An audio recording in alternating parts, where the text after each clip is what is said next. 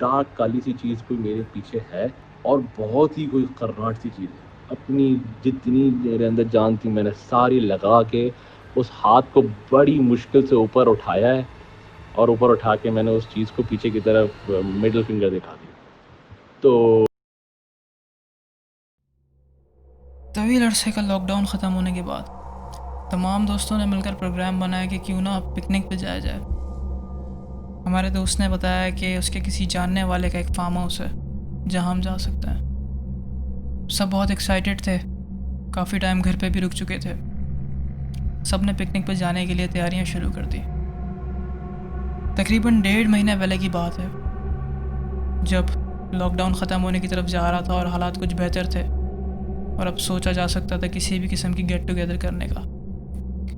हम सब ने पिकनिक पे जाने का प्रोग्राम फाइनल करा और अपने दोस्तों को, बाकी दोस्तों को भी बुलाया, उनको भी दावत दी। क्योंकि फार्म हाउस हमारे किसी जानने वाले का था तो हमने उसको जाके विज़िट करना ज़रूरी नहीं समझा। मैं कराची का रिहायशी हूँ और यहाँ से फार्म हाउसेस तकरीबन 40-45 मिनट दूर हाईवे या तो मेमन गोड पे वाक़ हैं। सब हम उम्र दोस्त थे तो रात को तकरीबन 12 सवा 12 फारे होकर सब एक जगह जमा हुए और जाने की तैयारियां शुरू कर दी। तकरीबन 1 सवा 1 घंटे बाद जब हम लोग फार्म हाउस पहुँचे तो सब ने अपना अपना सामान उठा के मुख्तलिफ़ कमरों में रखना शुरू कर दिया और पूल की तरफ जाने का प्लान किया। सब चेंज वगैरह करके पूल में आए, काफ़ी देर पूल में टाइम गुजारा। काफ़ी टाइम पूल में रहने के बाद हमारे एक दोस्त ने कहा कि क्यों ना खाने का इंतज़ाम किया जाए और एक एक करके सब पूल से बाहर जाने लगे। हमारे एक दोस्त को स्विमिंग का बहुत शौक़ है। उसने पूल से बाहर निकलने से इनकार कर दिया और उसके साथ मैं पूल में रह गया था। क्योंकि हंसी मजाक का माहौल चल रहा था तो हमारे बाकी दोस्तों ने हमें पूल से बाहर निकालने के लिए पूल की साइड की लाइट्स ऑफ कर दी। खैर हम तब भी बाहर आने को राज़ी नहीं थे, लेकिन मैंने सोचा चलो अब वक्त गुजर रहा है तो क्यों ना खाना खा लिया जाए। मैं पूल से जैसे ही बाहर निकला मैंने अपने दोस्त को आवाज़ दी कि चलो अब आ जाओ चलते हैं। इतनी देर में ही हम क्या देखते हैं कि पूल की दूसरी तरफ से कोई पूल के अंदर छलांग लगाता है। जब मैंने और मेरे दोस्त ने मुड़कर उस तरफ देखा तो वहाँ पे कोई भी नहीं था, ना हमारा कोई दोस्त ना कोई और। ये देखना था कि मैं तो सकते की हालत में चला गया और मुझे समझ नहीं आया कि क्या करना है।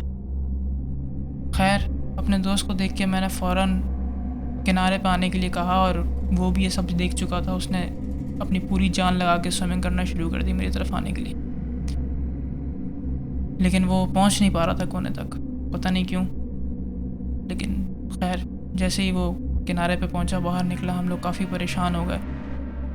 हमने दूसरे दोस्तों को उस वक्त नहीं बताया, लेकिन रात के आखिर में जब हम ये अपने दूसरे दोस्तों से शेयर करने लगे तो हमारे एक और दोस्त ने बताया कि जब वो वॉशरूम गया चेंज करने तो उसका दरवाज़ा नहीं बंद हो रहा था। उसका ऐसा लग रहा था जैसे दूसरी तरफ से कोई दरवाज़ा पकड़ के खड़ा हुआ है और वो समझा कि कोई दोस्त है और उसने आवाज़ लगा के बोला भी कि दरवाज़ा छोड़ो, लेकिन वहाँ कोई नहीं था।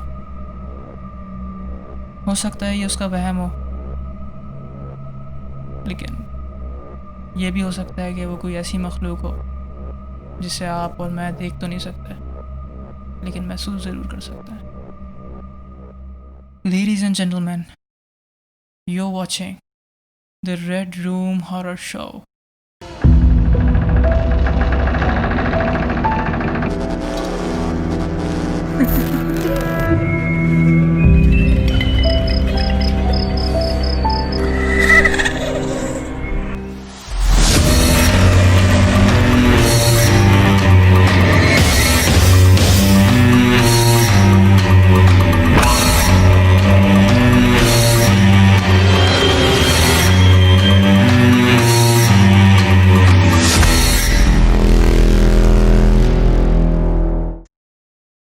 Welcome back, ladies and gentlemen. You're watching the Red Room Horror Show. This is Roy Khan.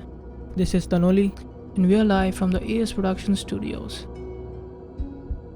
अच्छा, जैसे अभी आपने फार्म हाउस वाली कहानी सुनाई, इसमें जो आप बोल रहे हैं कि बैक साइड से किसी ने स्विमिंग पूल में जंप करी, बिल्कुल ऐसे ही है। तो हो सकता है कोई आपका दोस्त वगैरह हो, जैसे आप पहले बता रहे हैं कि लाइट्स वगैरह बंद कर दी थी, दोस्तों ने, तफरी का माहौल था, तो किसी ने कोई शरारत की हो? अच्छा, दोस्त तो पहली बात मैंने आपको बताया कि सब जो है वो अपोजिट डायरेक्शन में चले गए थे। मतलब जिस सही। तरह मैं आपको बता रहा हूँ, स्विमिंग पूल है वहाँ पे एक तरफ हमारा हट था, फार्म था, और दूसरी साइड जो है वो बॉर्डर लाइन, बिल्कुल बॉर्डर बाउंड्री चल रही थी उस फार्म हाउस की। तो उससे पीछे ना तो जगह थी, ना तो हमारा कोई दोस्त था। और दूसरी बात, अगर कोई दोस्त पानी अंदर गया भी था तो वापस भी तो बाहर आता। हाँ, ये एक फैक्ट की बात है, अगर कोई करता तो वापसी भी तो आता बाहर। नहीं, हमने मतलब देखा भी वहाँ जाके कि ऐसा कोई चीज़ तो नहीं है, कि ऐसा तो नहीं है कुछ पानी में गिर गया है, लेकिन तो क्योंकि वापस उस जगह पर आप आए देखने के लिए, दोस्तों वगैरह को लाए या वहीं दोस्तों पे वगैरह बस? को लेकर आए, लेकिन उस टाइम हमने उनको बताया नहीं कि हुआ क्या है। हम लोगों ने, मतलब मैं और मेरा दोस्त जानता था कि ये हुआ है, तो हम लोगों ने वहाँ जब वापस दोस्तों के साथ आए तो हमने देखा भी, लेकिन हमें वहाँ पे इस तरह कुछ नज़र नहीं आया। तो उस टाइम ज़रा मस्ती का माहौल चल रहा था तो सबने इग्नोर कर दिया, लेकिन ऐसी बात है हम लोग ये देख चुके थे, तो उस टाइम हमारे दिमाग में तो ये चीज़ चल ही रही थी। ठीक, तो वो आपने बताया कि जैसे दूसरे दोस्त के साथ भी हुआ, डोर वाला सीन के बंद नहीं हो रहा था, तो वो आपस में भी बात कोई नहीं हुई कि वहाँ कोई बात हुई नहीं आपके फार्म हाउस पे? हमारी बात हुई, लेकिन at the end of the night जब बिल्कुल अच्छा। सब पैकअप कर रहे थे और गाड़ी में बैठ के वापस आ रहे थे, तब हमारे दोस्त ने जब हमें बताया कि यार एक अजीब सा मेरे साथ वाक़या यहाँ पे ये हुआ है कि वो जब मैं दरवाज़ा बंद कर रहा था तो बंद नहीं हो रहा था, तो तब हमने बताया कि देखो हुआ तो हमारे साथ भी ऐसा कुछ है कि वहाँ से इस तरह हुआ। तो ज़ाहिर सी बात है उस टाइम हमने उनको ऑन द पॉइंट बताया नहीं था ऑन दैट मोमेंट, तो वो भी थोड़ा सा बिलीव नहीं कर पा रहे थे इस बात पे। तो होती हैं इस तरह की चीज़ें, अक्सर इंसान इग्नोर कर देता है, उसकी कोई प्रैक्टिकल जो है वो जस्टिफिकेशन ढूंढने की कोशिश करता है, सही, लेकिन बंदा अपने हिसाब से कुछ भी इमेजिनेशन में क्रिएट करता है कि हो सकता है ये हुआ हो या ऐसा कुछ हुआ और हो, हुआ ऐसा हो, हो, लेकिन अपने आप को रिलैक्स करने के लिए। तो यही है। Okay, let's go to our caller segment. You can call us on 0334 7280 443. You can also send us voice notes on WhatsApp on the same number, that is 0334 7280 443. Also, you can email us at the redroomhorrorshow@gmail.com. Also, you can go and check our Facebook page, that is the Red Room Horror Show on facebook.com. Also, you need to go and subscribe to our YouTube channel, that is the Red Room Horror Show on YouTube. Okay, let's go to our caller segment. यहाँ लेंगे हम आपकी calls और आप share करेंगे हमारे साथ कोई भी ऐसा वाक़या, कोई भी ऐसी पैरानॉर्मल एक्टिविटी जो आपने कभी विटनेस की हो। हमारे नंबर्स और हमारे सारे contact list are on the screen. Okay then let's go to our first caller. Hello, अस्सलाम वालेकुम। जी अस्सलाम वालेकुम। कौन बात कर रहा है? मैं अहमद बात कर रहा हूँ। अहमद, कहाँ से बात कर रहे हैं? मैं कराची से। ठीक, अहमद, कभी आपके साथ कोई इस तरह की सुपरनैचुरल एक्टिविटी या कोई एक्सपीरियंस जो आप हमारे साथ शेयर करना चाहेंगे? जी बिल्कुल, ऐसा वाक़या मेरे साथ पेश आया है कोई आज से 4 से 5 साल पहले। ठीक। मैं कराची यूनिवर्सिटी में पढ़ता था। हाँ, हम लोगों की ट्रेडिशन था, हम लोग यूनिवर्सिटी की क्लासेस के बाद चाय के होटल पे बैठा करते थे। सही। हम लोग वहाँ पे बैठे हुए भी थे और पेपर्स के टॉपिक वॉपिक भी डिस्कस कर रहे थे। तो वहाँ से फिर मैं उठा हूँ कोई रात के 11 बजे, 10-11 बजे के करीब। मैं नाज़िमाबाद का रहायशी हूँ, तो मैं वहाँ से घर जाने की तरफ निकला। ये बिल्कुल आप लियाकताबाद अंडरपास से बिल्कुल पहले जब मैं गाड़ी में जा रहा था, तो मुझे एक टॉडलर नजर आया, जैसे पैरों पे मतलब घुटना चलता बच्चा होता है ना। आप टॉडलर बोल रहे हैं? टॉडलर तो बिल्कुल जैसे छोटा नौमौलूद बच्चा होता है। जी बिल्कुल। सही, तो आपको वो रोड पे चलता हुआ नजर आया? जी बिल्कुल, रोड पे। मैं गाड़ी में जा रहा था अपने घर की तरफ। मैं नाज़िमाबाद में रहता हूँ, तो मैं जा रहा था लियाकताबाद अंडरपास से बिल्कुल पहले की बात है। मैं बिल्कुल अंडरपास की तरफ जा रहा था। सही। तो वो बिल्कुल लेफ्ट वाली लेन से आगे चलता राइट वाली लेन, जहाँ मतलब मेरी गाड़ी जा रही थी। मैं इतनी कोई खास स्पीड पे नहीं था, मैं कोई 60-70 पे होऊंगा। तो वो बिल्कुल राइट वाली लेन पे चलता मतलब घुटना चलता मेरी साइड पे आने लगा। सही। अब मुझे तो काफी अजीब सा हुआ फील के, क्योंकि इस रात के इस शहर में किसी इतने छोटे बच्चे के रोड पे होने का कोई मकसद नहीं बनता। बिल्कुल अंदाजा हो गया कि ये कोई पैरानॉर्मल एक्टिविटी ही हो सकती है। तो वो जैसे जैसे चलता चलता मेरी गाड़ी की जानिब मतलब राइट साइड पे आने लगा, तो मैं थोड़ा लेफ्ट साइड पे जाने लगा उसको बचाने के लिए। मैंने अपनी स्पीड भी काफी हल्की कर दी, लेकिन जब मैं बिल्कुल उसके पास पहुंचने लगा था तो एकदम से वापस लेफ्ट साइड पे आया और वो उसने जैसे कि जंप करके मेरी गाड़ी की तरफ बढ़ने लगा, sort of like flying through the air. तो अब मैंने बहुत जोर से ब्रेक जैम करने की कोशिश करी, लेकिन वो मुझे बिल्कुल नजदीक आ गया, तो ऐसा लगा कि मेरी गाड़ी के थ्रू गुजर गया। अच्छा, उस टाइम वक्त क्या हो रहा था, मतलब टाइम क्या हो रहा था? कोई तकरीबन 11 बज रहे थे। अच्छा, 11 बजे तो रात को इतना कुछ ज़्यादा सन्नाटा नहीं होता, काफ़ी रौनक भी होती है कराची में। नहीं, बिल्कुल भी इतना वीरान नहीं था। कोई मेरे अलावा और भी गाड़ियाँ थी रोड पे, कोई मतलब इतना ज़्यादा ट्रैफिक तो नहीं था, जाहिर सी बात है, लेकिन इतना वीरान नहीं था। तो अहमद, आपको ऐसा नहीं लगा कि हो सकता है कोई आपने रिफ्लेक्शन दिखी हो या कोई बाय मिस्टेकनली आपने कुछ मतलब ऐसा कोई बच्चा ही हो? मैं आपको बताता हूँ ना, जैसे कि वो मेरी गाड़ी के थ्रू गुजरने लगा तो मुझे ऐसा लगा कि ठंडी ठंडी हवा आने लगी गाड़ी के अंदर। और ये टाइम था सर्दियों वाला, उसके मेरे शीशे भी रोल्ड अप थे, मतलब एसी भी नहीं चल रहा था गाड़ी में, गाड़ी काफी गर्म हुई हुई थी। सही, तो ये आपके साथ फर्स्ट टाइम जैसे वो गुजरा तो ऐसा लगा ठंडी सी हवा गुजरी हो गाड़ी के अंदर से।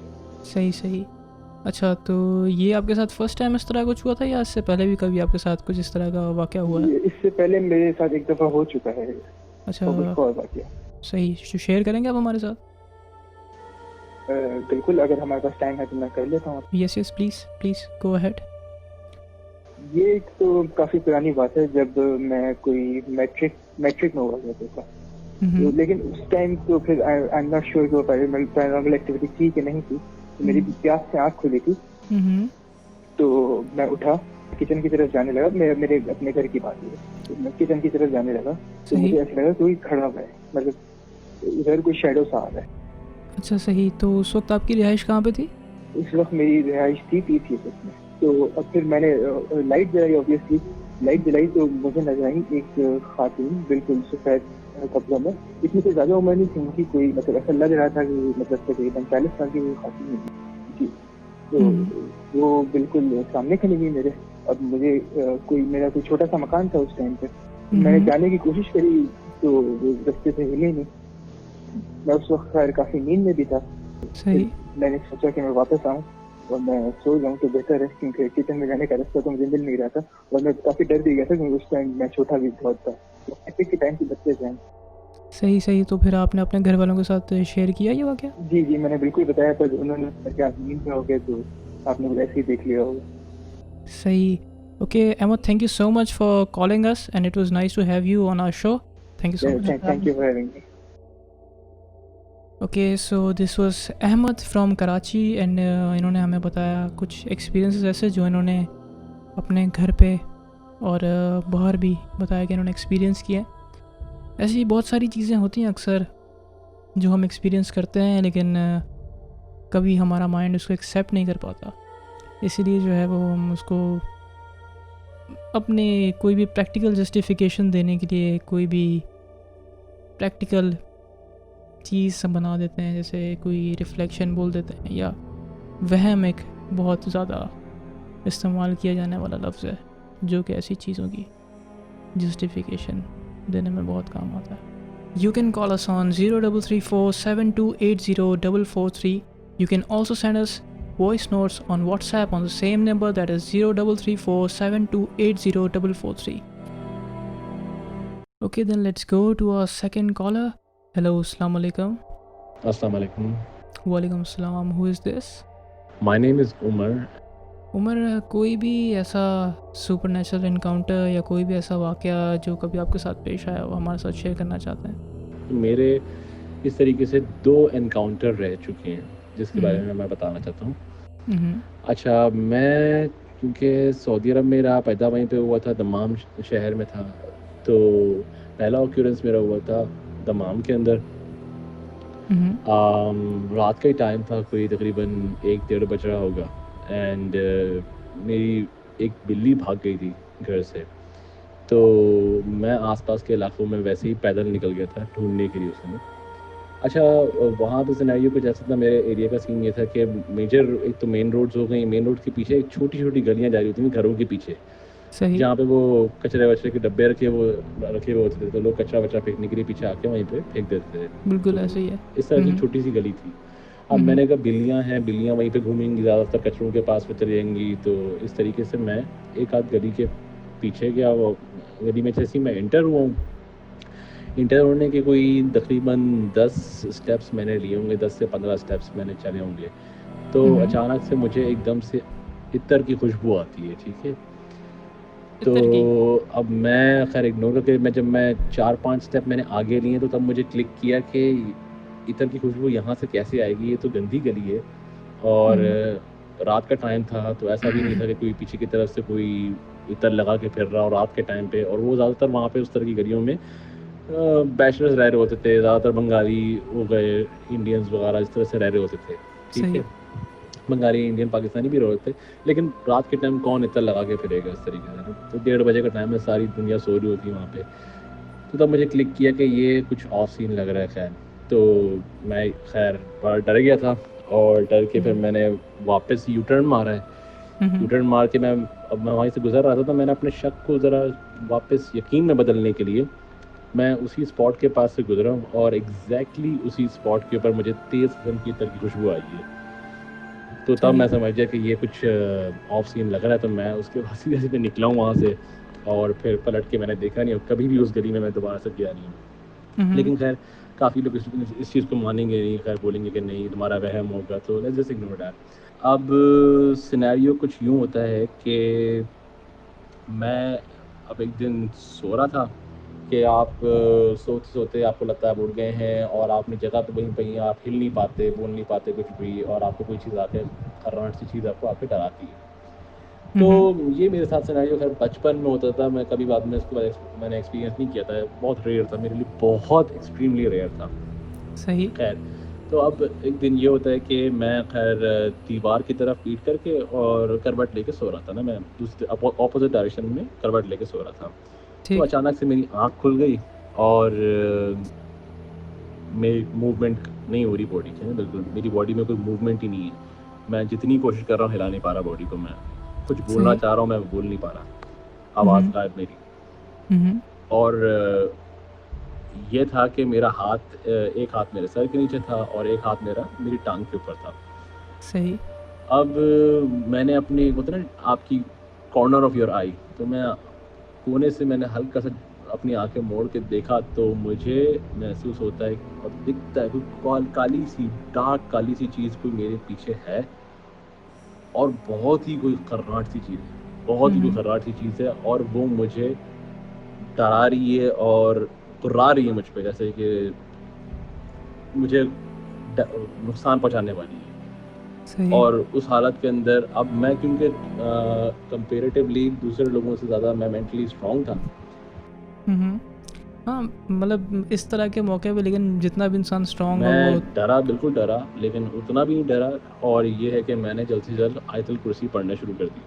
सही। मैंने अपने दिमाग के अंदर ही बोलना शुरू किया है कि तुम जो भी चीज़ हो, मैं तुम्हारी ऐसी की तैसी करता हूँ।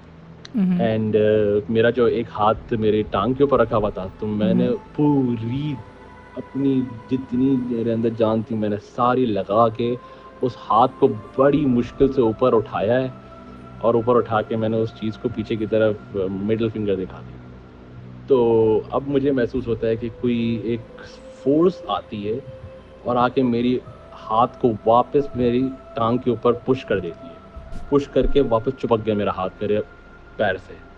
अब सही। इस सही। वक़्त जो है वो मेरी हालत बहुत ख़राब हो गई और ये कि मैं घबरा गया। मैंने कहा ये शायद मैंने गलत कर दिया है, मैंने आयतुल कुर्सी अभी कंप्लीट भी नहीं की और उससे पहले ही मैंने इसको ख़त्म करवा दिया है। तो मैंने फटाफट फिर अपने दिमाग के अंदर ही आयतुल कुर्सी पढ़ना शुरू कर दी और कंप्लीट की मैंने। जैसे सही। ही मैंने आयतुल कुर्सी को कंप्लीट किया है, मेरी पूरी बॉडी की मूवमेंट रिस्टोर हो गई। मैं एकदम से फिर वापस कंट्रोल में आ गया। मैंने पलट के देखा कोई चीज़ नहीं, पीछे की तरफ कुछ भी नहीं। अच्छा, सही। मैं उस वक़्त फिर निकल के अपार्टमेंट से बाहर भाग गया। मैंने कहा धूप में आओ, थोड़ा-सा बाहर रोशनी की तरफ आओ ज़रा, अंधेरा-अंधेरे में था काफ़ी मैं। तो ठीक। अच्छा, अब मुझे मैंने आपको ये मेंशन इसलिए किया है क्योंकि ये नॉर्मल स्लीप पैरालिसिस से इसलिए डिफ़र कर रहा था क्योंकि नॉर्मल स्लीप पैरालिसिस के अंदर आप सो रहे होते हो फिर आपकी आँख खुलती है। लेकिन इन दिस सिनेरियो मुझे ऐसा लग रहा था कि ये स्लीप पैरालिसिस है, लेकिन ये स्लीप पैरालिसिस नहीं था। जब मैंने आयतुल कुर्सी पढ़ी है, मेरी कोई आँखें खुली नहीं है, मैं उठा हुआ ही था। तब से उसके बाद से फिर मेरे साथ कोई सिनेरियो नहीं हुआ अप अंटिल द मोमेंट। ये मेरे इस तरह के 2 मेजर ऑकरेंसेस रहे हैं, एनकाउंटर रहे हैं पैरानॉर्मल। मैंने कहा आप लोगों के साथ शेयर कर दूँ। सही, it was a very I would say unique and one of its kind story, but thank you for being with us, Umar. It was nice talking to you and अपना ख्याल रखिएगा। अल्लाह हाफ़िज़। ठीक है, चलिए फिर। हाफ़िज़। Okay, so that was a very I would say different and a very mind shocking story, Yes. especially the middle finger part, but I guess if it's if he's saying it, it might be true. हो सकता है। Alright guys, this puts an end to our first episode of the Red Room Horror Show. Make sure you subscribe to our YouTube channel, the Red Room Horror Show on YouTube. इसी के साथ मिलते हैं next episode में। देखते रहिए red room horror show.